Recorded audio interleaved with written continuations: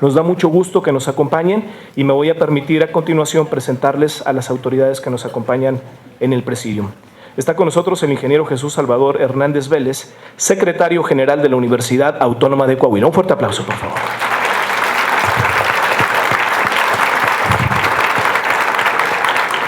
Está también con nosotros la licenciada Gabriela María de León Farías. Ella es consejera presidente del Instituto Electoral de Coahuila.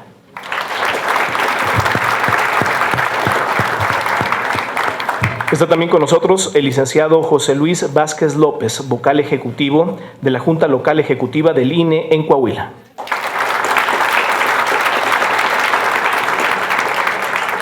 Agradecemos a todos ustedes que nos acompañan en esta mañana, para nosotros muy especial, sabiendo la importancia y el reconocimiento que tiene nuestro conferencista el día de hoy. Nos da mucho gusto tenerlos a todos y cada uno de ustedes, personas de diferentes ámbitos, personas importantes para nosotros.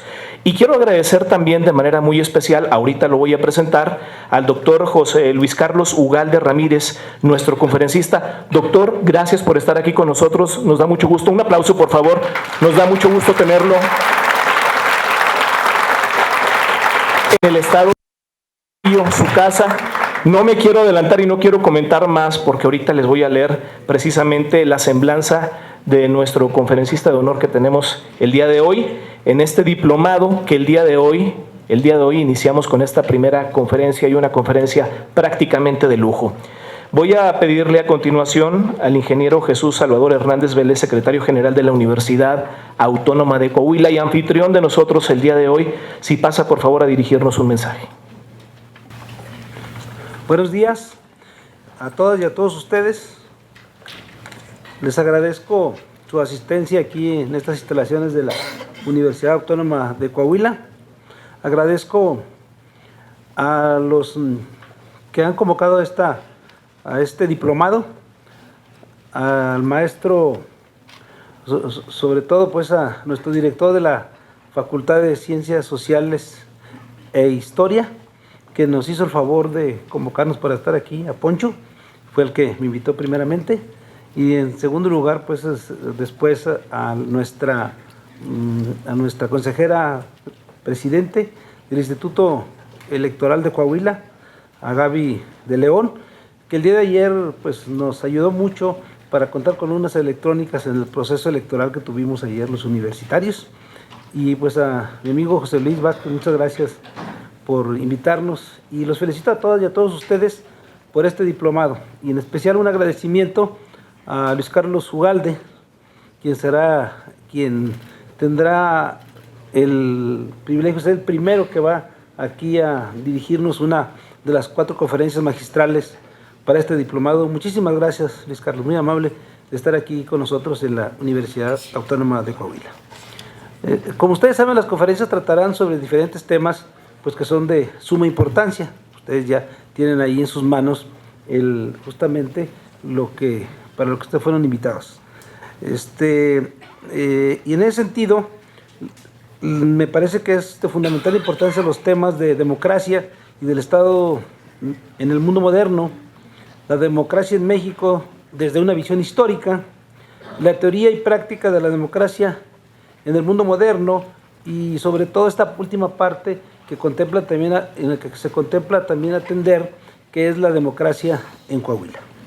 El análisis y la profundización de estos temas, sin duda, contribuirán a mejorar la democracia en la medida que, como dice Giovanni Sartori, para que haya democracia, pues debe haber demócratas. Y entonces, pues este tipo de acciones y de actividades nos va a permitir ir formando gente que tenga justamente como una actividad permanente y diaria la democracia. Peter Sloterdijk, en su libro En el mismo barco, ensayo sobre la hiperpolítica, afirma que es imperante formar a los hombres de Estado. O sea, los hombres de Estado, pues, dice Peter Sloterdijk, no se dan en maceta, hay que formarlos. Es decir, hay que formar a los hombres que se van a encargar de las grandes cosas, de las tareas más importantes. Agrega Sloterdijk que la política no puede ser cosa de niños y que la formación de los políticos es un asunto de suma importancia. En las escuelas griegas, antecedentes de las universidades actuales, decía él, se privilegiaba el siguiente principio: hombre que no ha sido maltratado no será educado. Y él lo ponía justamente eso porque decía que no puede llegar a la política alguien que no tenga una formación sólida sobre lo que son estos temas de la democracia, del Estado, de la historia, del mundo, de la gestión, de todo. Decía, se tienen que formar muy bien. Dice, la democracia electoral, y yo creo que esos son los temas que ustedes van a tratar en un diplomado. La democracia electoral en México es incipiente, desde mi punto de vista. En 1977 se implementó la reforma electoral de Reyes Heroles, que permitió la llegada de los diputados de partido en la Cámara Alta como en la Federal. El camino por recorrer en el sendero democrático apenas empezaba. El antecedente de la reforma del 77 fue la elección presidencial de López Portillo, que llegó a ser presidente de este país sin la oposición. El PAN no tuvo candidato. Esto se dio como protesta por la situación que imperaba en México en cuanto a la transparencia de las elecciones. Después, en 1988, viene la caída del sistema y el reconocimiento por la autoridad electoral del triunfo del licenciado Salinas de Gortari sobre el expriista Cuauhtémoc Cárdenas Solórzano. Ello obligó a las autoridades a cambiar las reglas del juego electoral. La elección presidencial del 94 fue la última en la cual el gobierno fue responsable de dirigir y organizar la elección presidencial, y así como la de diputados federales y senadores.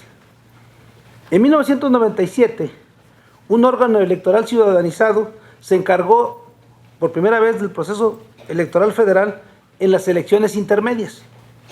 El tricolor en ese año por primera vez pierde la mayoría en la Cámara de Diputados y hasta la fecha ningún partido en el gobierno ha podido ser mayoría en el Congreso.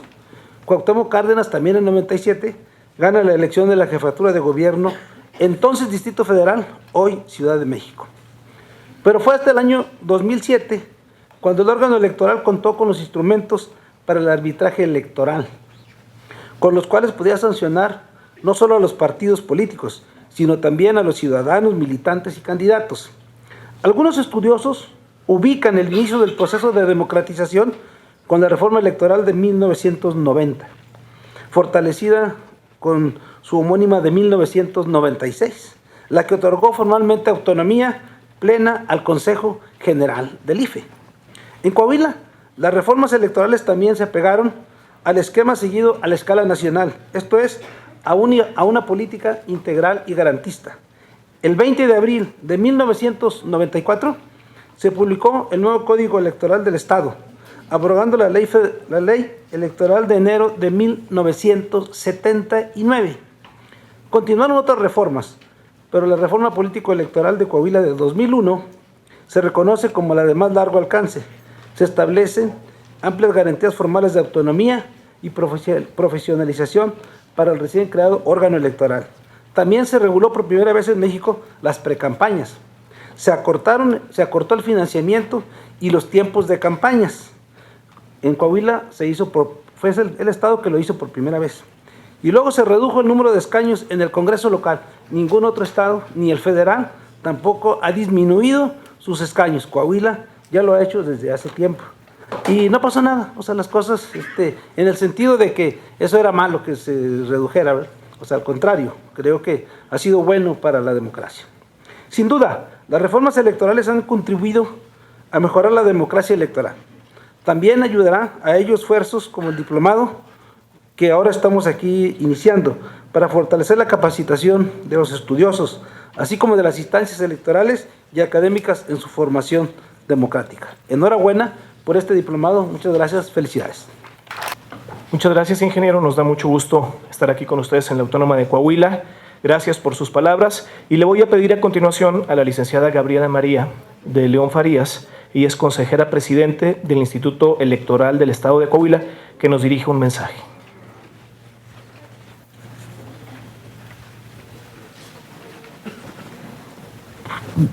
Buenos días a todas y a todos. Es un placer para mí estar aquí con ustedes esta mañana. Saludo con afecto al ingeniero Salvador Hernández Vélez, secretario general de la Universidad Autónoma de Coahuila, al licenciado José Luis Vázquez López, delegado en Coahuila del Instituto Nacional Electoral, profesor Alfonso González, director de la Escuela de Ciencias Sociales de aquí de la UAC. Muchas gracias por ser parte de este proyecto. Y bueno, saludo con mucho afecto a mis compañeras y compañeros consejeros electorales del Instituto Electoral de Coahuila y a los magistrados del Tribunal Electoral de Coahuila. Destaco el día de hoy la presencia muy importante de miembros, de representantes y sobre todo de militantes de partidos políticos, y agradezco que hayan acudido a la invitación pues para debatir estos temas que nos ocupan a todos.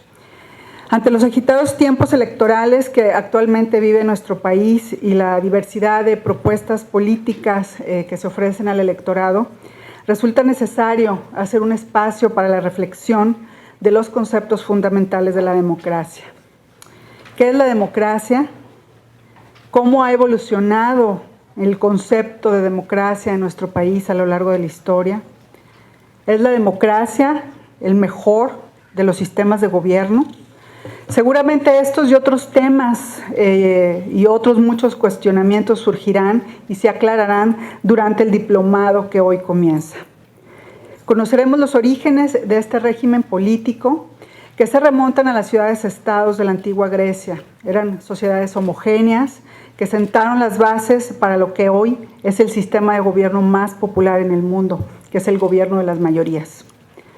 Estudiaremos la historia política nacional de los siglos XIX y XX y nos daremos cuenta que el contenido y las formas de la democracia en nuestro país han ido variando a lo largo de la historia y se han ajustado a los diversos contextos sociales que la rodean. Durante el diplomado que hoy inicia, reflexionaremos en la democracia que actualmente vivimos en México. El día de ayer fuimos a una conferencia a la Casa de la Cultura Jurídica y el maestro Alejandro Portepetit nos hablaba que es una situación generalizada en varios países del mundo, en donde hemos pasado del diálogo de las ideas a la descalificación de las personas y sobre todo de las instituciones. Entonces aquí cabe una reflexión: ¿esta es la democracia que queremos? Es la que tenemos, pero ¿es la democracia que queremos tener? ¿O buscamos un sistema político integrado por autoridades con facultades definidas, que respeten los derechos fundamentales y que tengan como única finalidad la de procurar el desarrollo libre de sus ciudadanos? Una democracia que tenga como pilares fundamentales la transparencia, el diálogo permanente con partidos políticos, un amplio estrato de ciudadanos formados y participativos, medios de comunicación libres y objetivos e instituciones consolidadas. Esto supone un grupo organizado y participativo de ciudadanos interesados en la vida política, económica y cultural. Sin esta participación, es decir, en el ejercicio de los derechos y obligaciones cívicas a través del debate de los asuntos públicos, no puede ser posible vivir en una sociedad democrática. Reflexionaremos sobre la clase de ciudadanos que somos, pero sobre todo la clase de ciudadanos que debemos ser para vivir en democracia. Finalmente, estudiaremos los roles fundamentales que juegan todos los actores políticos en la construcción de la democracia. Yo agradezco de verdad a José Luis, al ingeniero Vélez y a todos quienes han participado en la organización de este diplomado, pero sobre todo a la ciudadanía, a los partidos políticos, a los estudiantes que hoy nos acompañan, que aceptaron la invitación al debate sobre los temas trascendentales de la democracia en nuestro país. Hago votos para que este sea el primero de muchos proyectos académicos con la universidad y con el Instituto Nacional Electoral. Muchas gracias. Muchas gracias, licenciada Gabriela Mariela de León Farías, consejera presidente del Instituto Electoral de Coahuila. Y le voy a pedir a continuación al licenciado José Luis Vázquez López, vocal ejecutivo de la Junta Local Ejecutiva del INE en el estado de Coahuila, si pasa a dirigirnos un mensaje y además dar la apertura de este evento. Muy buenos días a todos y a todas. Saludo con mucho afecto a la licenciada Gabriela de León, consejera presidenta del IEC, a nuestro anfitrión, al ingeniero Salvador Hernández Vélez, secretario general de esta universidad. Por supuesto, a nuestro conferencista, al doctor Luis Carlos Ugalde. Muchas gracias, doctor, por apoyarnos en esta actividad. Al profesor Alfonso González, director de la Escuela de Ciencias Sociales, que con su claustro de maestros le va a dar la solidez académica a este diplomado. Por supuesto, a los distinguidos alumnos del diplomado, quiero informarles que el último corte ya llevábamos 103 alumnos inscritos, entonces a lo mejor vamos a terminar haciéndolo aquí en este gran salón, ¿verdad? Ya son muchos alumnos, bienvenidos todos, todas. Por supuesto, al público en general, sabemos que hay estudiantes de escuelas de ciencias políticas y licenciaturas afines, pues también sean bienvenidos. Muchas gracias por estar aquí en esta apertura y en esta conferencia.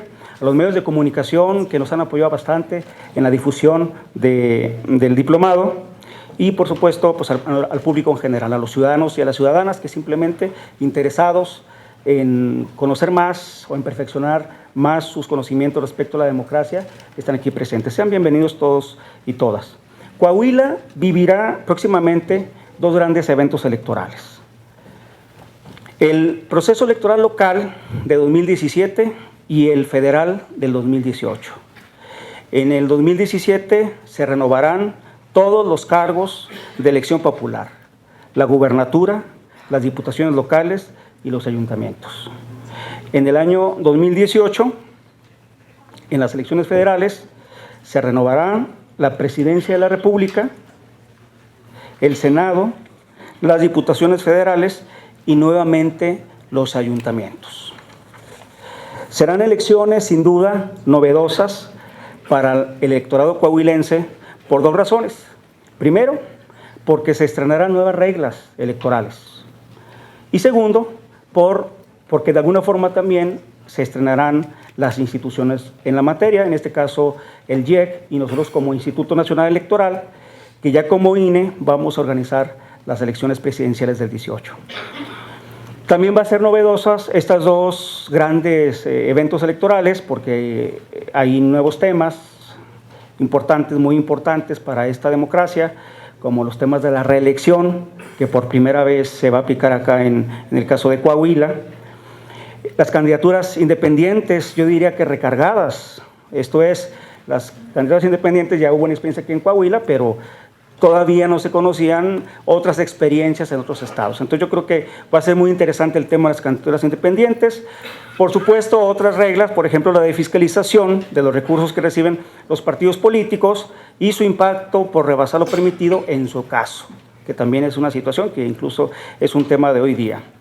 Otro tema también importante, la nueva distritación electoral, tanto local como federal. Como ustedes saben, recientemente el Instituto Nacional Electoral participó en la renovación de los distritos locales. Entonces, los diputados que se van a elegir va a ser bajo esa nueva distritación y el INE se encuentra a punto de iniciar la distritación federal. Entonces, como ustedes podrán observar, pues hay muchísimos cambios, ¿no? Va a ser muy interesante estas elecciones. Sin duda presenciamos una época de grandes cambios en el tema.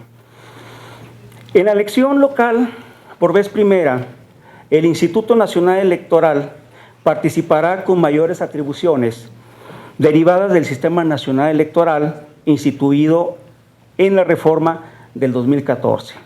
Por supuesto, esta participación es sin demérito de la autonomía y la capacidad de decisión del propio IEC. En ese contexto, las instituciones electorales organizadoras de este diplomado en Historia de la Democracia en México pretenden poner sobre la mesa del debate público no solo estas nuevas circunstancias que derivan de las leyes que ya mencioné, sino que también buscamos contribuir con la elevación de la calidad del debate de los actores que participan en las justas electorales, a partir de comprender la evolución de la democracia en el mundo, en nuestro país y en nuestro estado de Coahuila, no solo de una perspectiva jurídica, como suele hacerse, sino también de perspectivas históricas y políticas. Este primer evento inaugura la estrecha colaboración que las instituciones electorales con presencia en Coahuila han establecido, y aprovecho la oportunidad para agradecer y reconocerle a la presidenta del IEC su disponibilidad permanente para que ambas instituciones cumplan con su cometido institucional. También reconozco el interés de los partidos políticos por participar. Sabemos que muchos de los estudiantes del diplomado son representantes o militantes de los partidos. La verdad, nos da mucho gusto que estén aquí. Creo que va a ser una experiencia formativa muy importante para todos. También en este gran grupo hay funcionarios electorales, hay servidores públicos de diversas dependencias y también hay figuras que tienen interés específico en las elecciones. También celebro el interés de la ciudadanía en este proyecto académico. Es por eso que los organizadores del diplomado hemos determinado que las conferencias magistrales, como la que hoy vamos a presenciar, sean de acceso libre. Esto es, se van a transmitir por las plataformas disponibles a los diferentes campus de la universidad, pero también a través de la plataforma de YouTube. Entonces, la idea es que esto, no obstante la situación geográfica, pueda estarse viendo en cualquier parte del país y del mundo. Nos interesa también en ese sentido que los ciudadanos que no necesariamente están inmiscuidos en asuntos políticos tengan acceso a un evento de esta calidad y esta valía. Por supuesto, quiero agradecer a la Universidad Autónoma de Coahuila, como lo decía hace rato, ellos son el soporte académico de este evento, de este diplomado. Con base y con el apoyo de un claustro de profesores muy profesional, muy experimentado. Y también tenemos la presencia de profesores de otras instituciones, como el TEC de Monterrey y de la Ibero Torreón. Entonces, va a ser muy completo la parte académica. Quiero agradecer rápidamente, ya para finalizar, a mis compañeros del Instituto Nacional Electoral, que pusieron todo su esfuerzo en diferentes temas logísticos, organizativos, para que esto sea una realidad. A la dirección, quiero mencionar también a la Dirección Ejecutiva de Capacitación Electoral y Educación Cívica del propio INE, que nos fortaleció y nos brindó todo su apoyo también para que esto fuera una realidad. Les voy a decir cuál es mi aspiración. Mi aspiración es que este ejercicio de aprendizaje, de reflexión, de diálogo, discusión y debate, de un patrimonio de la ciudadanía mexicana como lo es la democracia, coadyuve para que los procesos electorales del porvenir se desarrollen con las alturas de miras que el electorado de Coahuila nos está exigiendo a todos, a los que están en los partidos, a los que están en los medios, a los que estamos en las instituciones, en fin, creo que es importante tener esa sensibilidad. La gente quiere propuestas, la gente quiere ideas, la gente quiere soluciones, la gente quiere discusión, la gente quiere participar. Esa es la perspectiva que tengo yo de este diplomado. Muchas gracias a todos, a todas que participaron, los que se ven, pero también los que no se ven. Y dicho lo anterior, con el permiso de todos ustedes, procedo a declarar el inicio formal de los trabajos del diplomado Historia de la Democracia Mexicana el día 22 de abril del año 2016. Muchísimas gracias y muchas felicidades a todos. Me voy a permitir leer la semblanza del doctor Luis Carlos Ugalde, que no quise mencionar antes. Luis Carlos Ugalde es fundador y director general de Integralia Consultores, especializada en inteligencia legislativa y política, planeación estratégica y políticas de transparencia y rendición de cuentas. Cuenta con experiencia de gobierno y en instituciones públicas, entre ellas la Embajada de México en los Estados Unidos de América y la Secretaría de Energía. Fue consejero presidente del Instituto Federal Electoral, el IFE, hoy INE, entre 2003 y 2007. Ha sido profesor de ciencia política e investigador en varias universidades de México y los Estados Unidos, entre ellos el Instituto Tecnológico Autónomo de México, el ITAM, y el Centro de Investigación y Docencia Económicas, el CIDE, la Universidad de Harvard, así como universidades de Georgetown y Americana en Washington, D.C. Ha publicado libros sobre democracia y finanzas públicas, así como cientos de artículos académicos y de opinión en revistas especializadas y diarios en México y el extranjero. Es conductor de Periférico 1313, programa de análisis político de Televisión Azteca, editorialista del periódico El Financiero, así como comentarista de diversos noticieros de radio. Luis Carlos Ugalde es licenciado en Economía por el ITAM, maestro en Administración Pública y doctor en Ciencia Política por la Universidad de Columbia en Nueva York. Vamos a recibirlo, por favor, con un fuerte aplauso. Él es el doctor Luis Carlos Ugalde. Muy buenos días, me da mucho gusto estar en Saltillo, gracias por la invitación, gracias a las autoridades electorales y universitarias, a Salvador Hernández, a la consejera presidenta, a quien le deseamos mucho éxito el próximo año. Es muy importante que todo salga bien, estoy seguro que va a salir muy bien. A Gabriela de León y a mi amigo José Luis Vázquez, gracias por invitarme. Tengo el gusto y el privilegio de conocer a José Luis de muchos años y es un funcionario impecable, profesional, imparcial. Tienen un privilegio de contar con él aquí, y al director de la Escuela de Ciencias Sociales por estar aquí, pero sobre todo a ustedes por la oportunidad de reflexionar, de cuestionarnos, de provocarnos mutuamente. Y cuando digo provocarnos es que necesitamos salir de la zona de confort para poder reflexionar si la democracia va bien, no va bien. Yo voy a tratar de provocar algunas ideas, espero que nadie se enoje, pero un poco la idea es salir de aquí reflexionando algunas cosas que requieren nuestra democracia. Mi cuenta de Twitter, por cierto, es @lcugalde. Si alguien quiere poner que le gustó, que no le gustó, seguirme, se los voy a agradecer. Pero es una buena manera de mantener la interacción de lo que les vaya gustando a lo largo de la charla y de hacerlo. Al final me va a dar mucho gusto tener la opinión de todos ustedes y poder tener un diálogo. La democracia, este es un diplomado sobre la democracia.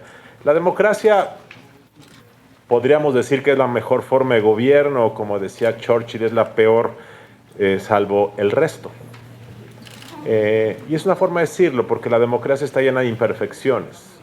Y una democracia como la mexicana es como un puberto que está convirtiéndose de niño en adolescente y se convierte en la peor combinación explosiva, a veces berrinchuda, empieza a fumar, empieza a beber, se vuelve el más grosero, y entonces las democracias, sobre todo las democracias emergentes, iniciales, en proceso de tránsito, son las más complejas, complicadas, y a veces uno no sabe si ese adolescente puberto va a acabar siendo ingeniero de la Universidad Autónoma de Coahuila o si va a acabar siendo otra cosa. Yo estoy seguro que la democracia mexicana va a acabar siendo un egresado de la Universidad Autónoma de Coahuila, pero ahorita está como en la pubertad y no sabemos qué va a pasar. Tiene muchos riesgos la democracia mexicana. Quiero platicar de esos riesgos y luego también quiero ofrecer soluciones. A veces las conferencias sobre política acaban siendo un mar de lágrimas, de frustración, de enojo, y no, aquí también hay que salir diciendo, ¿hay solución? Por supuesto que hay solución. Pero empecemos a discutir qué es la democracia. Hablamos de elecciones, hablamos de democracia y a veces ni siquiera sabemos qué significa ese concepto. No voy a entrar en los detalles académicos, pero simplemente decir algunas cosas que nos hacen referencia a la democracia. Las elecciones, por supuesto, son parte de la democracia. No se agota la democracia, pero sin elecciones de diverso tipo no hay democracia. Y hay diversas formas de elecciones directas, elecciones indirectas. El universo de votantes puede ser muy restringido, muy amplio. En realidad, la historia de la democracia como la conocemos hoy, la historia de las elecciones, es una cosa muy reciente. La idea de que tengamos voto universal, entendido como los mayores a 18 años, hombres y mujeres, es una historia de 40 o 50 años. Todavía hace 5 o 6 décadas en México no había voto universal, en muchos países las mujeres no votaban, incluido México, había muchas restricciones. Hace algunas décadas, quien no tenía propiedad en muchos países del mundo no podía ejercer el voto. Había un consenso sobre ese tipo de cosas. De tal forma que la democracia electoral es una forma muy reciente en el mundo y en México. Las elecciones son una parte consustancial. ¿Qué más es la democracia? La democracia es, según Madison, el control del poder. Hay diversas formas de ver para qué queremos democracia, pero muchos, al menos en la fase constitucional norteamericana, la democracia era un asunto de controlar el poder. No era un asunto de participación, porque de hecho la democracia en los Estados Unidos surge y hay un temor de que la muchedumbre pueda contaminar el gobierno de los notables. Por eso hoy en Estados Unidos, y lo ven ustedes en las convenciones de los partidos, hay un voto indirecto. La gente no vota directamente por el presidente, sino vota por delegados que en un colegio electoral deciden quién es el candidato y después el presidente de ese país, porque esa nación, esa constitución surgió como un asunto fundamental de controlar el poder y con una enorme desconfianza de los humores de la muchedumbre, y por lo tanto había que controlarlo y se generó el voto indirecto. Pero el tema es que la democracia también es control del poder. Tenemos que decir que la democracia no genera que en ocasiones no genera los mejores gobernantes, pero lo que sí puede generar la democracia es que si te equivocas, hay manera de contener, de controlar, de poder contrapesar el abuso del poder o el ejercicio ineficaz del poder. Y este sí es un tema muy importante, el control del poder. ¿Qué más es la democracia? Pues la democracia es participación. Participación no solamente votando, participación en las calles, participación en las universidades. Este que es un tema que hablaremos un poco más tarde, que es escaso en nuestro país, pero es un tema muy importante. La participación. ¿Qué más es la democracia? La democracia es responsabilidad. Responsabilidad de los gobernantes. Y también a veces un concepto que es responsividad. ¿Qué es responsabilidad? Pues es actuar de manera responsable, pensando en el interés público, pensando en el bienestar general.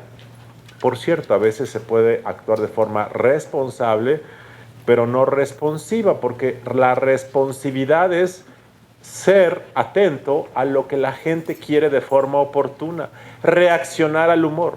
Pero a veces si ustedes son responsivos como gobernantes, pueden ser muy irresponsables. Si hoy en la Ciudad de México, por la gran crisis que tenemos de la calidad del aire, el gobierno fuera responsivo, pues a lo mejor no tendría que hacer nada. La gente no quiere que se haga nada, la gente no quiere ceder su uso de su automóvil, pero la responsabilidad te lleva a pensar que en el futuro tienes que hacer algo. La responsividad, que puede ser una cualidad de la democracia, puede ser también su peor enemigo. El pensar que siempre hay que reaccionar a lo que la gente quiere hoy. Y a veces los liderazgos políticos requieren la responsabilidad a pesar de que no actúes para responder a lo que la gente quiere, a la pasión del día de hoy. ¿Qué más es la democracia? La democracia es libertad. Para muchos este es el concepto clave de la democracia, no en países como México, pero sí la democracia para muchos es el ejercicio de la libertad. Y para que haya libertad lo que hay que contener es a Leviatán. Leviatán es el enemigo, el Estado es el enemigo de la libertad humana. De hecho, esta es otra vez la preocupación de los constitucionalistas americanos. Para ejercer la libertad necesitamos contener y generar la menor obstrucción posible del Estado en la vida individual. Por eso ustedes ven que el discurso público en el mundo anglosajón es tan diferente en nuestros países. En nuestros países hay muchos que quieren que el Estado resuelva todo. Hay un segmento amplio de la población mexicana que son estatólatras. Quieren que el Estado lo haga todo y además asumen que lo debe hacer todo. Bueno, hay otras naciones, otras concepciones políticas que dicen que la democracia es justamente hacer que el Estado se retire para que pueda florecer la iniciativa individual y la libertad. ¿Qué más es la democracia? La democracia también es igualdad. Es el considerar que, como dice la Declaración de Principios Universales, todas las mujeres y los hombres nacemos iguales, sin consideraciones ni de raza, ni de clase, ni de orientación, ni de otro tipo de cosas. Y por lo tanto la democracia debe propiciar, garantizar esa igualdad. Y además el Estado debe procurar generar igualdad de oportunidades para que sea el mérito individual y no otra consideración la que haga que cada uno pueda proveer, avanzar, conseguir y lograr éxitos en su vida personal, profesional y de otro tipo. Entonces la igualdad es una parte fundamental de la democracia. Les digo esto nada más para decir que en ocasiones nos circunscribimos a las elecciones, que siendo un elemento constitutivo no es el único, aunque sí el más visible. De todas estas cosas que les he dicho que es la democracia o son elementos de la democracia, claramente México en las últimas 3 décadas escogió la ruta electoral como si eso fuera la democracia, como si eso fuera la democratización. Y este tema de la fijación en las reglas electorales y en las elecciones limpias, transparentes y equitativas ha tenido un efecto positivo que ha sido propiciar el pluralismo, a costa de descuidar otros aspectos que en mi opinión es lo que tienen en este momento a mucha gente frustrada con los resultados de nuestra democracia. Y déjenme nada más primero hablar sobre la transformación electoral que a veces se olvida, sobre todo para quienes no vivieron un periodo de México en el cual las cosas no eran tan bien como hoy lo son. Hace apenas 30 años había un sistema de partido hegemónico. Apenas en 1989 se dio la primera alternancia en una gubernatura en México. Durante muchas décadas el Partido Revolucionario Institucional había gobernado en todas las entidades del país, sin excepción por casi 60 años, y fue en 89 en Baja California cuando el Partido de Acción Nacional gana la primera gubernatura. Hoy la rotación y las alternancias en las entidades del país es una cosa normal. En Coahuila la han vivido no en la gubernatura, pero sí la han vivido a nivel de presidencias municipales, y en todo el país esto es una rutina, pero es una rutina relativamente reciente. Y esto ha sido en parte gracias a que ha habido una profesionalización de la forma de organizar elecciones. En 1988, quien organizaba elecciones en México era una entidad de la Secretaría de Gobernación que se llamaba Comisión Federal Electoral. Y había 30 representantes, de los cuales 16 eran del gobierno o del partido en el gobierno. Y este factor de que los partidos gobernaban la autoridad electoral o tenían voz, voto y además una enorme influencia, contribuyó a que hubiera una enorme desconfianza en las autoridades o en la autoridad electoral. Así era. Fue la crisis política o crisis que hubo de confianza en la elección del 88 lo que motivó una reforma electoral que dio lugar a que en 1990 se fundara el Instituto Federal Electoral. ¿Y qué ha pasado o qué pasó en esa década? Lo que ocurrió son dos cosas. Uno es que se fundó una institución de servicio civil de carrera. Aquí hay varios que llevan desde entonces. José Luis tiene una larga trayectoria. El vocal de capacitación me platicaba hace rato que ingresó al instituto en 1992.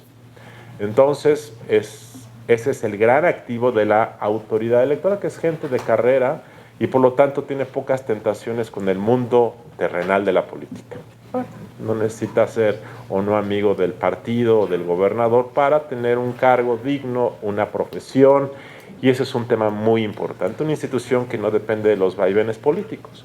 Y la segunda característica es un estándar de organización electoral que es bastante profesional a nivel mundial. Es un producto de exportación. Hace 2 semanas me invitó la Organización de Estados Americanos como observador electoral a la elección presidencial en Perú, y yo soy el responsable de elaborar el capítulo sobre la evaluación de la calidad de la organización electoral en la elección de Perú. Perú tiene cosas buenas y malas. Las autoridades electorales son en términos relativos buenas, pero cuando uno ve el estándar mexicano se da cuenta que no hay nada absolutamente que pueda México, bueno, más bien, déjenme ponerlo al revés. México tiene fortalezas mucho mayores que la mayor parte de los países del mundo, incluido Perú, que tiene muchas fortalezas en este tema, pero lo veo en todos lados a los que asisto. Y esto es algo que surgió a partir de que se fundó el IFE, hoy INE, y los institutos electorales del país. Entonces, y se fundó una serie de leyes y regulación que ha sido muy positiva. Creo que ha habido un cambio en los últimos años en el cual yo lo he expresado, en que la legislación electoral se ha empezado a deteriorar por un enfoque equivocado, pero estoy hablando de la fundación de las autoridades electorales en los años 90, me pareció una ruta positiva, una fijación en las reglas del juego, y eso propició que hubiera más alternancias. Y simbólicamente por eso se piensa, simbólicamente hablando, que en 2000, cuando hay una alternancia en la presidencia de la República, es el momento simbólico del nacimiento de la democracia mexicana. No es así, pero simbólicamente así lo recordará la historia de este país. Y esto fue en parte gracias a esta fijación en el tema electoral. Algo que ocurrió y que puede demostrar que nos olvidamos de lo demás por focalizarnos en las reglas electorales. Pensamos que las elecciones por sí mismas nos iban a resolver los problemas. Algunos partidos políticos alimentaron esta creencia de que lo electoral era lo democrático únicamente, y hubo un argumento que sigue además siendo prevaleciente hoy en muchos lugares del país, que se decía, y esto lo decía Vicente Fox, que la manera para arribar a la democracia era sacar al PRI de los pinos. Ustedes lo recordarán, algunos de ustedes, que ese era el argumento. Y muchos intelectuales compraron esa historia. Yo me acuerdo Gabriel Said, de manera ingenua, escribía en revistas, en la revista Vuelta, que todavía existía en aquellos años, un ensayo que se llamaba Escenarios sobre el fin del PRI. Y en ese ensayo, que fue muy comentado en esa época, se decía básicamente que lo que había que hacer es sentarse a esperar que el dinosaurio, como llamaba al PRI, se muriera. Entonces era una cuestión de esperar, era como lo inevitable. Y que por lo tanto cuando el dinosaurio se muriera o se quedara dormido pacíficamente, entonces todo iba a funcionar. Y este fue una gran irresponsabilidad intelectual, una gran irresponsabilidad política de pensar que todo era una cuestión electoral. Recuerdo la revista Proceso, en su edición de julio de 2000, cuando ya había ganado Fox, saca una foto en donde está Vicente Fox celebrando en el Ángel de la Independencia, y véanlo, es más, ahorita lo pueden checar en sus teléfonos. Es la edición, sin mal no recuerdo, del 8 de julio de 2000, porque la elección fue el 6 de julio, pero la revista salió el martes 8 de julio, y ustedes verán en sus teléfonos probablemente una foto que dice, ¿y ahora qué? Y entonces ustedes ven en esa foto a Vicente Fox celebrando en el Ángel de la Independencia, y la pregunta te genera angustia, porque la pregunta es, ¿y esta persona sabrá que sigue? ¿O pensará que él es la cúspide del cambio? Yo tengo la impresión de que Vicente Fox pensaba que él era la cúspide del cambio y que ahí se acababa la historia, o que ya no había que hacer nada, que su propia llegada significaba el cambio y que por lo tanto todo iba a salir bien en automático. La verdad es que ese gobierno tuvo resultados escasos, estructuralmente hablando, y eso explica buena parte de por qué hoy estamos con tantos problemas en el funcionamiento de la democracia. Pero lo digo porque yo creo que la concepción era que el cambio de personas o de inquilinos en el Palacio de Gobierno era lo que había que hacer. Y este es una ruta. Entonces, la ruta electoral ha sido muy positiva por varias razones, pero se descuidaron otras áreas. Hubo pluralismo, pero hay tres cosas que han faltado. Primero, un frágil Estado de Derecho. No tengo que ahondar a esto porque todos estamos conscientes de que el problema de la legalidad es un problema histórico, permanente, prevaleciente, creciente. La falta de legalidad, la negociación cotidiana de la ley, la presión para que la ley no se aplique de manera pareja, para que los poderosos tengan más influencia, para negociar una y otra vez la aplicación por una u otra razón. Y este frágil Estado de Derecho constituye el peor riesgo de la democracia. La democracia no solamente puede estar cimentada en el pluralismo, tiene que estar cimentada en un buen Estado de Derecho. Y nuestra democracia en este momento tiene un pie en el pluralismo, pero la pata del Estado de Derecho pues está medio rota y se tambalea y está cortada a la mitad. Y una democracia que solo se sustenta en el pluralismo, sin un Estado de Derecho sólido, tiene problemas graves. Yo creo que lo que ha pasado es que la secuencia de modernización de muchas naciones del mundo fue al revés. Primero construían un Estado de Derecho y ya que lo tenían en forma funcional, abrían la ruta de la participación. Esa fue la ruta más o menos que siguieron muchos países de Europa. Primero crearon monarquías constitucionales. Y ya que tenían monarquías constitucionales donde la participación era muy limitada, pero había reglas del juego que se observaban. La regla del juego podía ser el monarca decide todo. Bueno, esa era la regla, pero se observaba. Abrían la puerta a la participación. Aquí en muchos países, incluido México, primero se abrió la puerta a la participación y ya que todo el mundo estaba dentro de la fiesta, dijimos, ¿y ahora cuáles son las reglas? O hay que poner un anuncio que diga no se puede fumar, hay que hacer que alguien vigile, faltan ceniceros, ¿dónde están las reglas? Entonces esta secuencia invertida creo que es lo que explica por qué ahora pues sí hay mucha pluralidad, pero las reglas no se están observando. Primer problema. El segundo problema vinculado a este es el tema de la rendición de cuentas. Curiosamente construimos pluralismo, pero no hay rendición de cuentas. Y una de las razones por las cuales no hay rendición de cuentas es porque los motores de los contrapesos al ejercicio del poder están rotos, se quemaron los motores. Yo durante mucho tiempo he dedicado a analizar el tema de los funcionamientos de los congresos. Sé que aquí hay personas que han estado ahí o que están ahí. No quiero particularizar, pero lo que se observa en México es que los congresos, los poderes legislativos, que son el órgano fundamental en las democracias para supervisar el ejercicio legal del poder político por parte de los gobiernos, de los poderes ejecutivos, se quemó el motor, no está funcionando.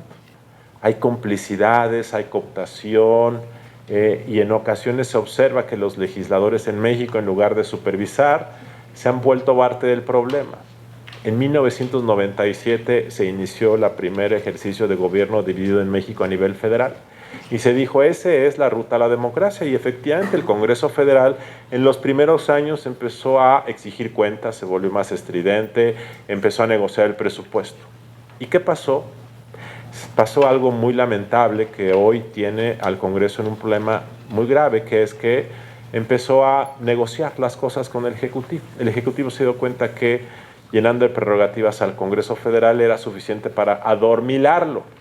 Y ahí surge, no voy a detenerme en esto, el empezar a dotar de partidas discrecionales que después dieron lugar a los moches, de generar bolsas enormes para las subvenciones a los grupos parlamentarios, que siguen siendo una isla de opacidad. Y entonces tienen ustedes legisladores que administran fortunas de recursos sin tener supervisión sobre ellos. Y entonces, no en todos los casos, en algunos casos se vuelve un negocio enorme ser legislador.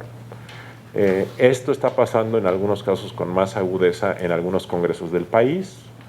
En la Asamblea Legislativa del Distrito Federal es un caso escandaloso, no voy a entrar a los detalles, pero esto está ocurriendo. Entonces, lo que ha pasado en el país es que la rendición de cuentas está trunca porque los congresos en México no están haciendo su trabajo generalmente. No quiero decir que todos, no quiero decir que todos los legisladores en los congresos, quiero ser muy cuidadoso en eso, pero la tendencia general es que no se está haciendo el trabajo. Y si los congresos no hacen su trabajo, pues ¿quién lo va a hacer? Y luego tienen un problema que también ha ocurrido en muchas partes del país.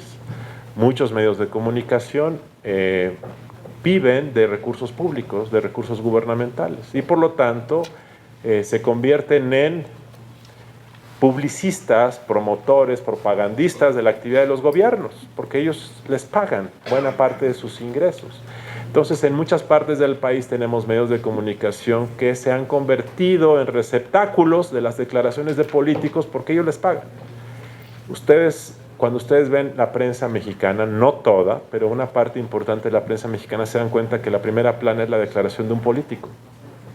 Es la declaración de un político, es la copia del boletín de prensa. Y luego la segunda página es lo que le contestó el otro político a este político. Y la tercera plana es lo que le contestó el otro político a ese político respecto a otro partido. Entonces tenemos un periodismo muy pobre porque es el periodismo declarativo. No hay investigación, no hay cuestionamiento de lo que se hace en el gobierno. Los únicos que importan en la política son los funcionarios o legisladores, y esto es parte de este problema. Y en un esquema así no puede haber rendición de cuentas.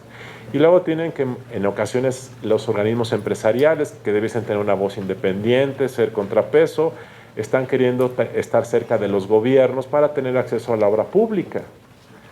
Yo siempre he cuestionado que los organismos empresariales en México, su tasa de éxito depende de si el presidente o el gobernador fue a su comida anual, ¿no?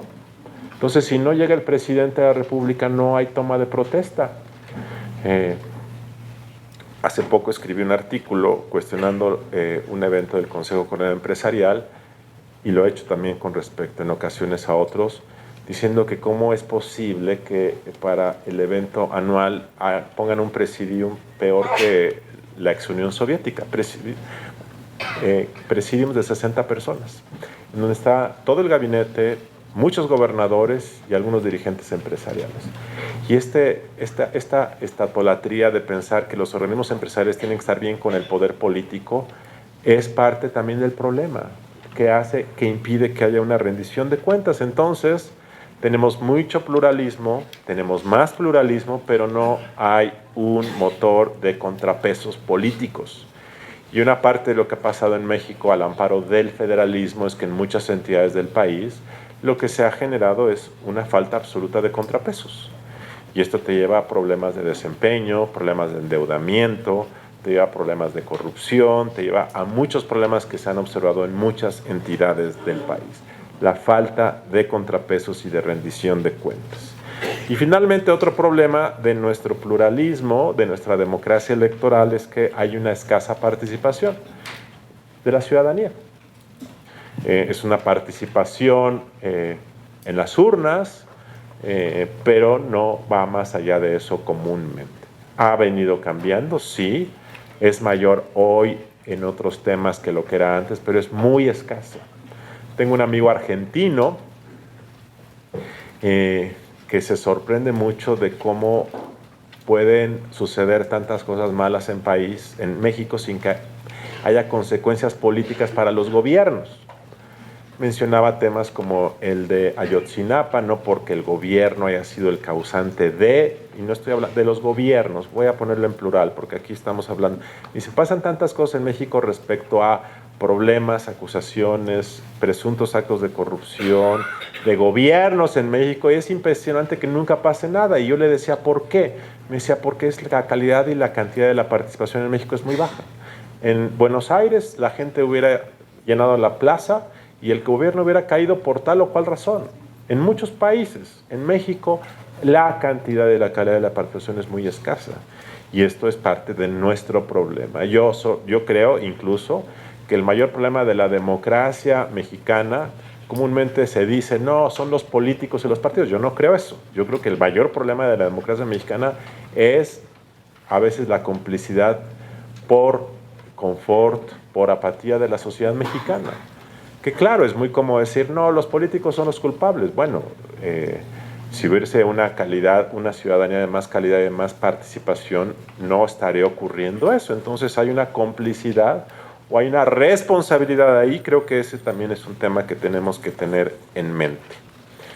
De tal forma que esta combinación de más pluralismo sin Estado de Derecho, déjenme matizar, la combinación de mayor pluralismo, que es algo positivo, pero con un Estado de Derecho frágil, con una rendición de cuentas endeble y con una escasa participación, da como resultado una democracia que le podemos poner adjetivos: clientelar, con fallas, de baja calidad, incipiente, etcétera, etcétera. Y claramente, lo que yo creo que debiese ser el reto, debiese ser tener una democracia que yo llamo liberal. El término liberal en México es como un demonio, porque yo creo que el concepto no se comprende, pero una democracia liberal es una democracia que privilegia la legalidad, que privilegia la igualdad y que está sustentada en propiciar la libertad de las sociedades para que puedan prosperar al margen de sus condiciones de riqueza, de creencia, de credo, de orientación, etcétera, etcétera. Yo creo que hacia allá debe ir México, hacia una democracia en donde se detone la creatividad, la innovación, en donde cada quien pueda llegar tan lejos como su esfuerzo lo amerite, en donde no haya restricciones porque no tengo acceso a la salud o porque la educación es muy mala, y si no tengo acceso a una educación privada no voy a prosperar en la vida, en donde haya un piso parejo de arranque. Y este tema me parece fundamental. Ese es el tipo de democracia que requeriríamos. Yo creo que el reto fundamental a nivel macro de la democracia mexicana o de la modernización de la política en México está en un tema que ha sido el reto fundamental de México desde el siglo XIX, que es construir un país de leyes, un país de legalidad. Tenemos muchas leyes y nos encanta crear leyes, pero lo importante de un país de leyes, no con leyes, es que sean leyes que funcionan, que se aplican al margen de quién es el culpable, de que se aplican porque es la ley y se aplica de forma pareja, sin excepciones. Esto que ha sido una obsesión de segmentos de las élites mexicanas desde el siglo XIX no ha ocurrido. Y además, desafortunadamente, no ha sido prioridad de nadie.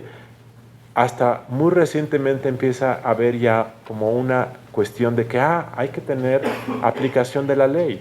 La única forma de tener una sociedad igualitaria no es dando subsidios ni dando 500 pesos a las familias pobres del país. Eso nunca va a construir igualdad. Eso es un mecanismo compensatorio de última instancia para evitar las peores consecuencias de la situación de vulnerabilidad. Eso no crea igualdad. Lo que genera igualdad es la educación y la igualdad ante la ley. Siempre, en todo lugar, en todo momento. Eso construye estructuralmente la igualdad ante la ley, que después se convierte en igualdad de oportunidades, después se convierte en igualdad económica. Pero este tema es un asunto. Y cuando tú tienes igualdad, legalidad, Estado de Derecho, rompes el peor vicio del sistema político mexicano, que es la impunidad.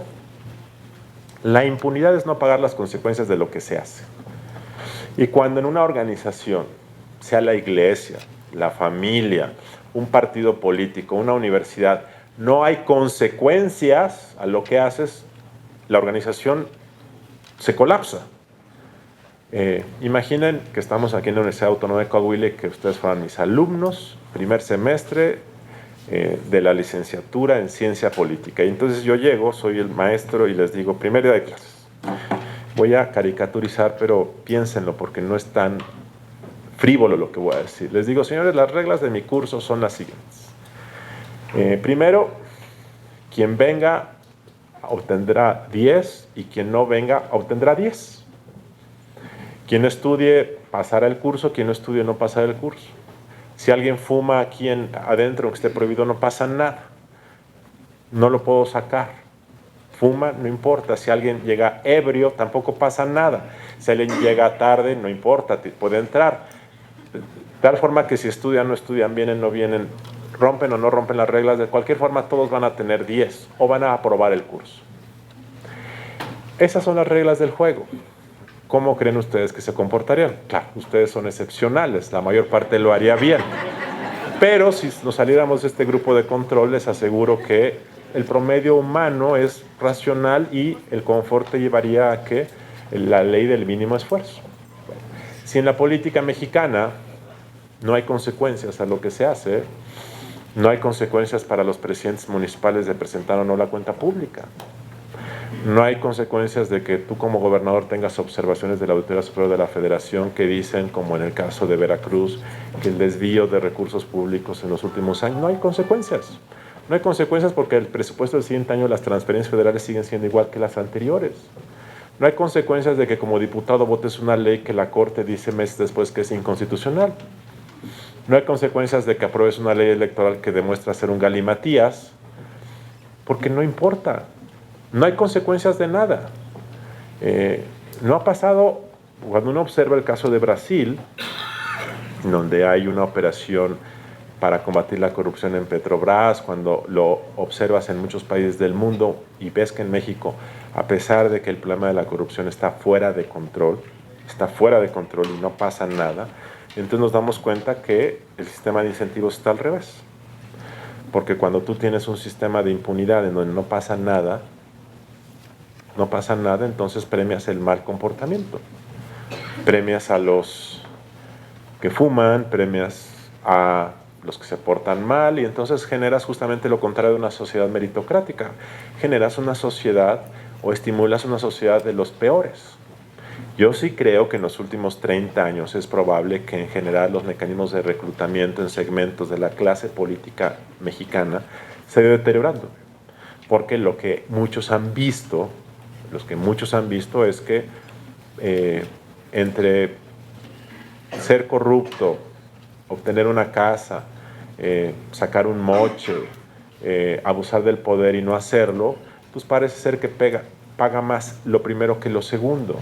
Y como no hay castigo, pues esto se empieza a convertir en un modus operandi, se empieza a reproducir, empieza a ser como parte habitual de lo que es la política, y por lo tanto eso te empieza a generar un mecanismo de selección adversa, que es empezar a atraer a quienes están buscando un fin personal más que el bienestar público. No estoy generalizando, pero es un fenómeno que está ocurriendo por el fenómeno de que no hay consecuencias y de que la impunidad es un problema creciente. Y yo creo que esto es parte de lo que está detrás de la enorme frustración que hay. El INE enfrenta en Coahuila y en el país un problema que es un foco rojo, y lo dijo Lorenzo Córdoba, el presidente del INE, hace poco, y hace rato lo comentábamos aquí en Coahuila, de que la tasa de rechazo de quienes son funcionarios de casilla es más alta que antes. Entonces, algo que antes se veía como un orgullo ciudadano, voy a ser representante de casilla. Por cierto, yo siempre soñé ser funcionario de casilla, el IFE nunca me escogió, bueno, nunca salí sorteado. Pero hoy la gente ya no quiere ser. El INE les toca la puerta, no quiero porque los políticos son corruptos, no sirve de nada. Entonces, esto es un problema porque quiere decir que hay un rechazo generalizado de la gente a la política, a las instituciones, y esto nos plantea problemas. ¿Qué problemas nos plantean? Pues primero el riesgo del populismo. ¿Qué es el populismo? Es la responsividad a ultranza, es querer saciar lo que la gente quiere hoy, como las dietas mágicas de los comerciales de la 1 de la mañana. Beba alcohol y baje de peso, ¿no? Y este problema es un problema grave, porque cuando la gente pierde la confianza en las instituciones, cuando dice todos los políticos son iguales, pues entonces un iluminado llega y dice, yo te voy a resolver la vida, generalmente con discursos antipolíticos, generalmente cuestionando las instituciones y dando soluciones que son efímeras. Vean ustedes lo que está pasando en muchos países de América Latina. Y este es un problema que tenemos, que puede sufrir México. No me estoy refiriendo a nadie en individual, pero es una respuesta, es una oportunidad. Las candidaturas independientes de las cuales yo estoy a favor completamente, puede ser justamente el caparazón en el cual se incrusten algunos políticos oportunistas que quieran ofrecernos la salvación. Y esto no es culpa de esos oportunistas, es culpa del sistema que no resuelve problemas. Enrique Peña Nieto hace un año más o menos empezó a hablar en contra del populismo y dijo que el populismo, con referencias yo creo que más o menos explícitas a su adversario, exadversario López Obrador. Y decía, es que los populistas vienen y... Bueno, yo creo que el populismo, el culpable del populismo no es el populismo per se, sino son los gobiernos que no resuelven problemas. Entonces, si los gobiernos no han resuelto problemas, si los congresos no han hecho su trabajo, si no se ha combatido la corrupción de forma institucional, pues claramente el espacio es decir, ¿a dónde volteamos? Pues alguien que nos ofrece el cielo en la tierra sin esfuerzo. Y ese es un riesgo que México corre. El grado de frustración, de enojo es creciente, ahí está. Yo platico con algunos amigos que trabajan en el gobierno federal, en todos los rangos, y entonces muchos de ellos están frustrados porque dicen, es que no sabes, Luis Carlos, cómo le echamos ganas. Le digo, nadie les va a agradecer la reforma energética, nadie les va a decir nada de Telecom, tampoco la reforma electoral nadie se las va a agradecer, porque esa yo creo que está mal,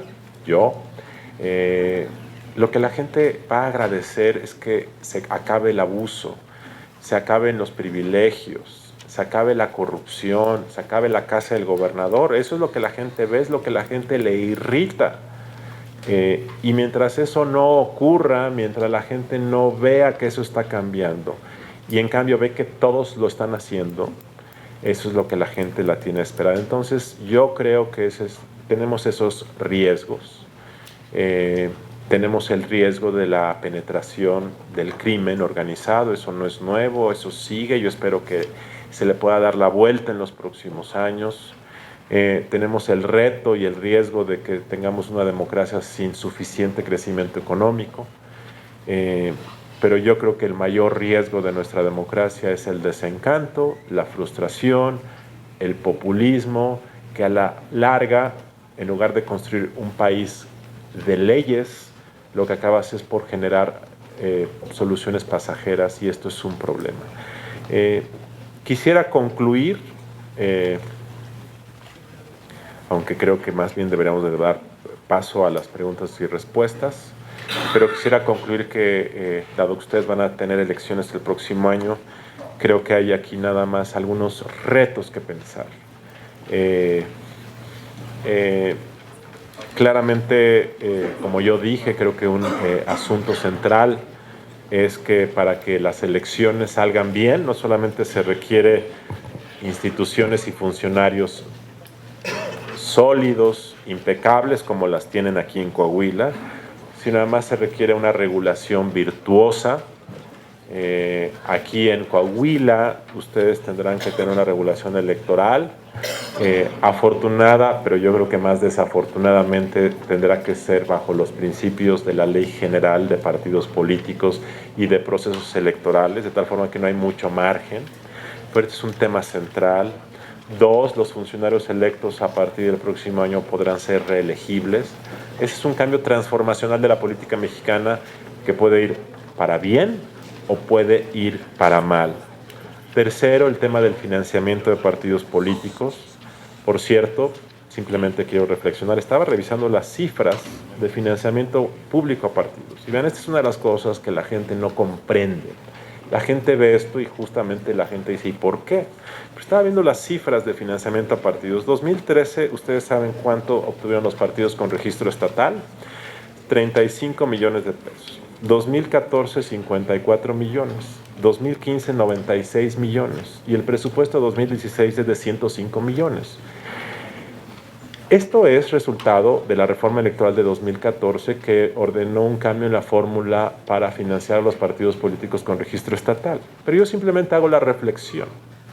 Un ciudadano que no tiene que ver con la política, con el gobierno, ve que entre 2013 y 2016 el financiamiento a los partidos más que se triplicó. Pasó de 35 millones a 105 millones. Si estuviéramos en una empresa, nosotros diríamos, triplicas la inversión, triplicas los resultados. La pregunta que habría que hacer es si los resultados que los partidos han dado a la sociedad en Coahuila se han triplicado. Si la gente percibe que hoy son 3 veces mejores, si hay 3 veces más satisfacción ciudadana, si hay 3 veces más confianza en la política. Si la respuesta es que no, entonces aquí hay un problema de inversión. Aquí hay un problema en donde no hay claridad de por qué la inversión en política no está generando los resultados. A lo mejor la confianza en las instituciones políticas en Coahuila se ha triplicado en este periodo. Si es así, me parece que es una buena inversión. Si no es así, y esto está pasando en todo el país, aquí hay un problema central. Un problema central que es justamente lo que ha generado tanto desencanto en el país. Pues estas son las reflexiones iniciales, les agradezco mucho su atención y ahora me encantará poder comentar con ustedes cualquier cosa. Muchas gracias. Silvia Delgado pregunta, ¿en qué está mal la reforma electoral? Yo creo que está mal en su enfoque, porque es un enfoque sobreregulatorio, es un enfoque punitivo, es un enfoque que parte de la falsa premisa de que poniendo muchos candados vas a cambiar el comportamiento humano. Les voy a dar un ejemplo, el tema de las multas. Al menos en el caso electoral, en mi opinión, las multas no han contribuido a modificar el comportamiento básico de algunos partidos. México tiene el récord de 2 partidos, que es el PAN, bueno, de 3 partidos, el PAN, el Verde y el PRI, que en la década pasada obtuvieron las multas más altas a nivel global, por el caso Pemex Gate y por el caso Amigos de Fox. Yo no percibo, y los partidos te lo dicen, que eso haya cambiado la forma como se financian y se fondean las campañas. No lo creo. Y se han venido subiendo y aumentando las restricciones y las amenazas de castigo. Y esto no está cambiando porque no son amenazas creíbles, porque no son comprobables, porque no son verificables. Por ejemplo, se dice en la nueva ley electoral que una causa de nulidad es rebasar el tope de gastos de campaña. Nada más que los topes de gastos de campaña tienen 2 problemas. Uno es que parten de premisas irreales, y dos, que no son verificables en la realidad, porque mucho del dinero que se gasta en una campaña es en efectivo, porque no hay forma de observar todo el gasto que se hace en movilización electoral, porque nadie paga compra del voto o clientelismo electoral con su tarjeta American Express, que yo conozca, de tal forma que no hay manera de hacerlo esto. Ustedes saben, algunos de ustedes han estado en campañas y lo saben mejor que yo, y todo el mundo te lo dice en todo el país, que con frecuencia en candidaturas a gobernador, una candidatura exitosa de gobernador gasta 8 o 10 veces más que lo que la ley establece.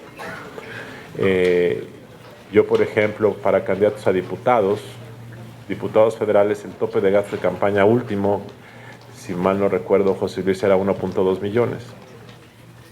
Yo llevo años haciendo encuestas con mis amigos diputados, exdiputados o candidatos a diputados.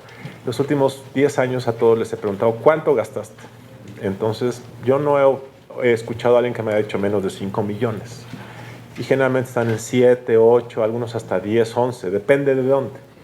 Y entonces la siguiente pregunta que les hago, oye, pero y ¿no te cacharon? Entonces te dicen, no, pues tú subes lo que subes y ya. Y la razón es porque hay muchos mecanismos que existen. Esto no es una culpa de la autoridad electoral. La autoridad electoral hace un proceso de fiscalización sólido, pero la fiscalización está descansada no única, pero principalmente en los reportes de los candidatos y los partidos. Claro, hace auditorías, pero buena parte de los gastos no son observables, no pasan por el sistema financiero, ni el sistema bancario, ni por la tesorería del partido. Es más, muchas veces los gastos de campaña los paga un tercero. Entonces, pero la ley establece muchas amenazas y muchos litigios, entonces hay un sistema litigioso que se ha estimulado sin que tenga consecuencias. Dos, porque se está regulando cosas que no tienen sentido, por ejemplo, las precampañas. Hay una discusión a nivel nacional de lo que López Obrador está haciendo con sus spots o en muchas entidades del país, etcétera, etcétera. El tema es que para crear una equidad aparente se están regulando cosas que son irregulables. No es posible, conceptualmente hablando, poder regular las precampañas porque parten de una premisa falsa. La política es la política. Lo que se debe regular es que nadie use de recursos públicos para pagar sus precampañas. Pero quien quiera decir que yo quiero ser candidato en 2030, que me va a venir a castigar a alguien por decirlo, bueno, en una caricatura sí, pero cada quien debe decir lo que se le plazca, lo que se le pegue la gana, es sentido común. Lo único que hay que regular son cosas nodales pero nadie va a usar el dinero de su oficina pública, pero todo, y lo que la legislación electoral mexicana ha querido hacer es generar una equidad aparente a partir de restricciones, prohibiciones y a través de la sobreregulación. Ese creo que es la equivocación de la legislación mexicana, que ha atiborrado además a las autoridades de funciones, en ocasiones desviándolo de lo fundamental, que es la educación cívica, el poder instalar correctamente las casillas, el permitir el acceso al voto universal, cosa que el INE hace y los institutos electorales bastante bien. Por cierto, déjenme decirles nada más, porque a veces se olvida. En México ustedes caminan 4 calles en las ciudades y llegan al centro de votación. En Perú, y lo digo porque acabo de estar ahí, ustedes tienen que viajar como media hora, llegar a una universidad donde hay 300 mesas de votación, hacer unas colas terribles, pasar 4 horas para votar. Aquí en México ustedes caminan 4 calles generalmente en las ciudades o 6 calles y están en la casilla. Este es un modelo excepcional, pero ahora que el INE lo ponen a regular spots y hay que regular lo que le dijo el otro y hay que repartir y hay que ver si las precampañas, entonces el INE entra en una suerte de competencia, se pone entre las patas de los caballos, y entonces los partidos empiezan a atacar a la autoridad, empiezan a volverlo un jugador y eso está distorsionando, yo creo que la naturaleza de la autoridad electoral desde mi punto de vista. Otra pregunta dice, con la influencia de las tecnologías y redes sociales, además de la desconfianza en los partidos, ¿qué panorama visualiza para las elecciones de 2018 y 2024? Yo creo que la elección de 2018 va a ser muy compleja por varias razones. La primera es por una regulación electoral de difícil aplicación en la forma como se regulan las contiendas. La semana pasada hubo un conflicto en una interpretación de un artículo que había dejado fuera al candidato de Morena en Zacatecas. Y el INE y el Tribunal Electoral tuvieron posiciones diametralmente opuestas en un tema del artículo 229 de la Ley de Partidos Políticos o de la de Procesos Electorales, no sé cuál. El artículo 229, en una cosa que dice, aquel precandidato que no presente su reporte de gastos de campaña no podrá ser registrado. Así lo dice. El INE dijo, pues no presentó, pues no es candidato. Y el tribunal decidió otra cosa. Entonces, este tipo de temas de una legislación abultada es un riesgo mayor de incertidumbre frente a una elección que va a ser muy competida. El segundo riesgo tiene que ver con la sensación general que hay de desconfianza y de frustración de la población en general hacia la política y los políticos. Y el tercero es una elección competida con más fragmentación del voto que antes. Si ustedes tienen la posibilidad de que una elección pueda ser ganada por un candidato que tenga 28% de la votación, es posible por la fragmentación del voto, va a haber más candidatos que antes, entonces ustedes podrán tener la posibilidad de que tengan un escenario en donde el primer lugar tenga 28, el segundo 27, el tercero 25 y el cuarto 21. Ese escenario plantea riesgos de conflictos electorales, postelectorales. México los ha tenido, yo he tenido el gusto de verlos de cerca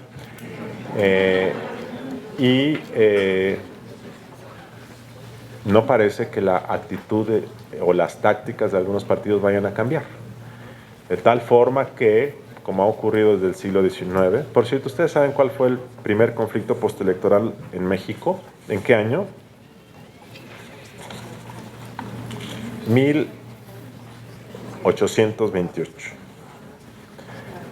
Compitieron Vicente Guerrero y Manuel Gómez Pedraza por la presidencia, ganó Manuel Gómez Pedraza, Vicente Guerrero se alzó en armas y ahí empezaron los líos.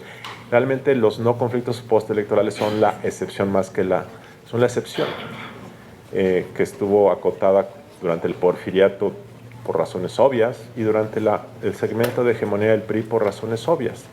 Pero fuera de eso, generalmente México ha tenido conflictos postelectorales. Creo yo que 2018, por las características de la segmentación del voto, puede ser complicado. ¿Cuál cree usted? ¿Existe verdaderamente la democracia dentro de unas elecciones en donde se impone un solo candidato? Pues no sé a qué se refiere, pero no existiría. A lo mejor es un caso coahuilense, no sé cuál. Francisco García dice, ¿con un solo candidato en unas elecciones hay democracia? Bueno, si es por aclamación, pues a lo mejor hay unanimidad. Teresa Gamboa, ¿considera que el fuero debe existir?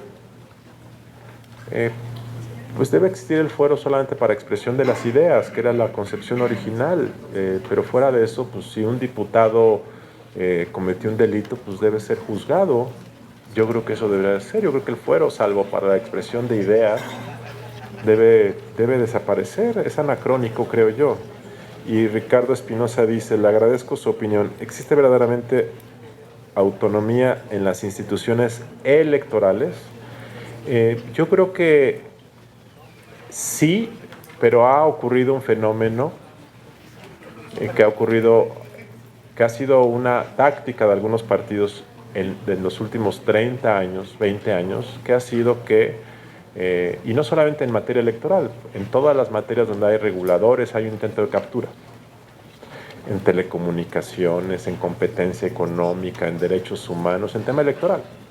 Entonces los partidos están queriendo acotar, cooptar, generar un mecanismo de correas de transmisión. Sí lo ha habido, yo lo vi. No estoy diciendo que yo haya sido parte, yo lo resistí, pero lo vi con colegas, lo he visto antes, lo he visto después, es una cuestión cotidiana. Ocurre que en ocasiones algunos reguladores les parece que hay que negociar, otros se mantienen bastante independientes, otros quieren ser más duros, otros más suaves. Hay de todo. La cuestión es que en el balance haya independencia y que no tengas que actuar por consigna. sí ha ocurrido. La última reforma electoral propició o propuso cambiar el método de designación para resolver este asunto. Yo espero que en eso sí haya un avance y que sea un factor importante de independencia, pero aquí el tema es que algunos partidos en ocasiones están procurando cooptar. Por cierto, esto en algunas entidades, sé que no es el caso aquí, pero en algunas entidades los gobernadores dicen, bueno, pues si ahora yo ya no meto mano en la designación de la autoridad electoral, lo hago a través del presupuesto. Y entonces un día un gobernador le decía hace como año y medio, dice, oye, ¿cómo es la reforma electoral? Estaba enojado porque ahora la designación de los consejeros ya no pasaba, o sea, iba a ser desde la Ciudad de México. Y entonces decía, sí, nada más que ahora van a ver cuando quieran dinero, van a tener que venirme a suplicar, como diciendo, pues de cualquier forma mantengo otros instrumentos de presión. ¿Alguien más tiene alguna pregunta que quiera hacerla a capela? Ah, aquí están ya. Bueno. Esto va a ser complicado, ¿eh? ¿Por qué no hacemos una cosa? No es que esto, pero ¿por qué no tomamos 3 preguntas a capela que él escoja? Y les prometo que con todo gusto contesto esas, pero no nos va a dar tiempo y por respeto a ustedes y todo, creo que no sería posible. A ver. Iniciamos contigo, adelante. 1, 2 y 3. ¿Sí? Maestro, ¿cuál es su concepto de centralismo, federalismo por la institución electoral? A mí no me gusta la reforma de 2014 porque considera que si los estados no se portan bien, estoy caricaturizando, pero este era un poco el argumento del presidente del PAN. El presidente del PAN en 2013 dijo que los gobernadores, a partir de un suceso en Veracruz, dijo, los gobernadores meten mano en las elecciones y por lo tanto no son confiables los institutos electorales de los estados. Entonces, para evitar su intromisión hay que centralizar todo. Entonces yo diría, bueno, si algunos congresos en el país están cooptados por el gobernador, lo cual ocurre en algunas entidades, pues también vamos a centralizar el poder legislativo, ¿no? Y si algunos poderes judiciales están centralizados, pues también hay que desaparecerlos. O sea, es una solución absurda, que no está solucionando el problema. El problema en México de su democracia es cómo reconstituyes el sistema de pesos y contrapesos. Ese es el tema.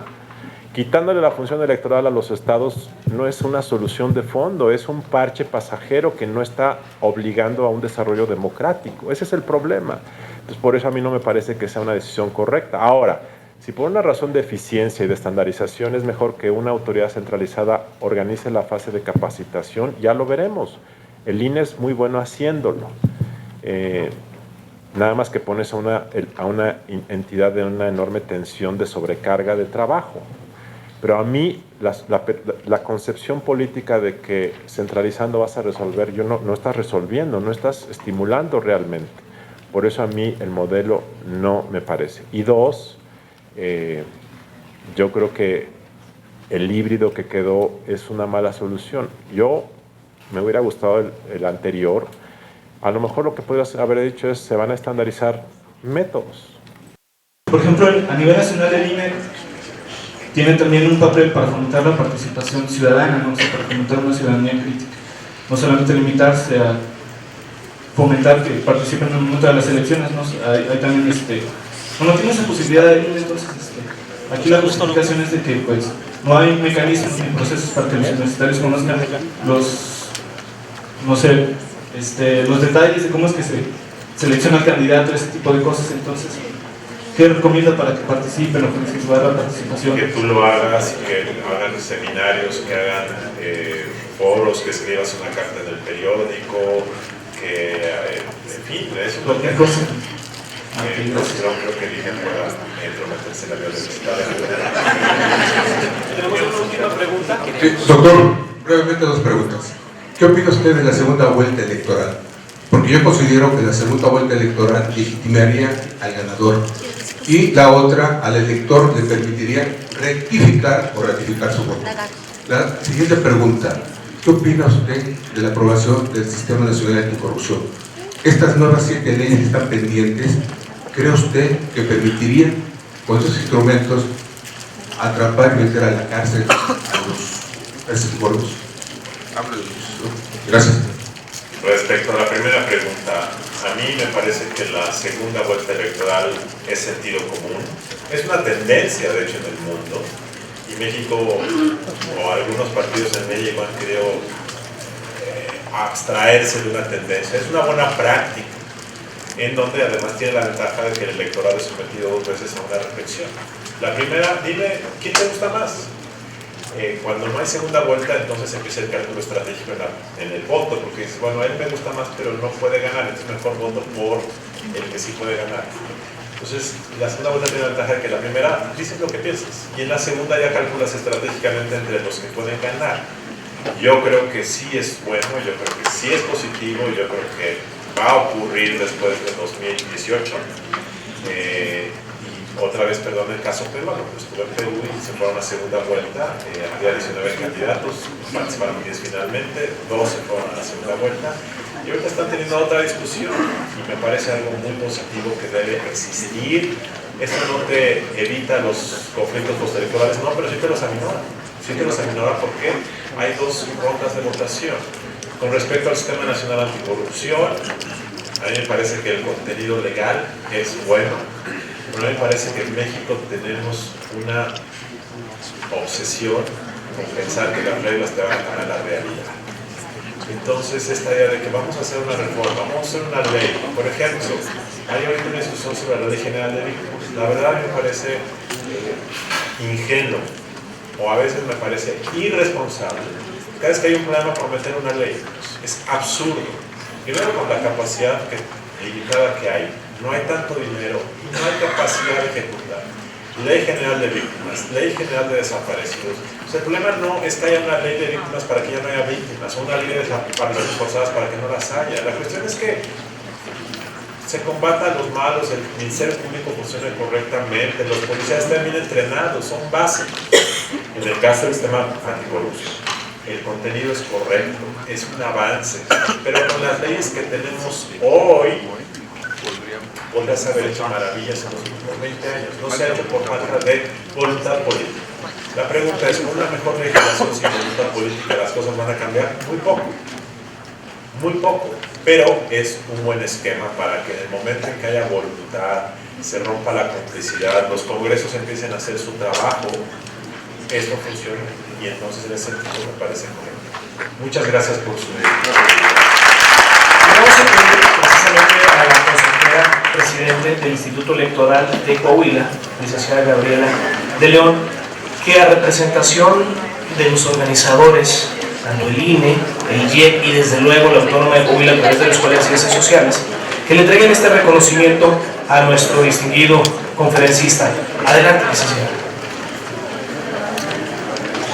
Gracias. En nombre del Instituto Electoral de Coahuila y del Instituto Nacional Electoral entregamos este reconocimiento al doctor Luis Carlos Ugalde Ramírez por su ponencia Historia del surgimiento de la democracia y su impacto en el mundo moderno. Muchas gracias a todos.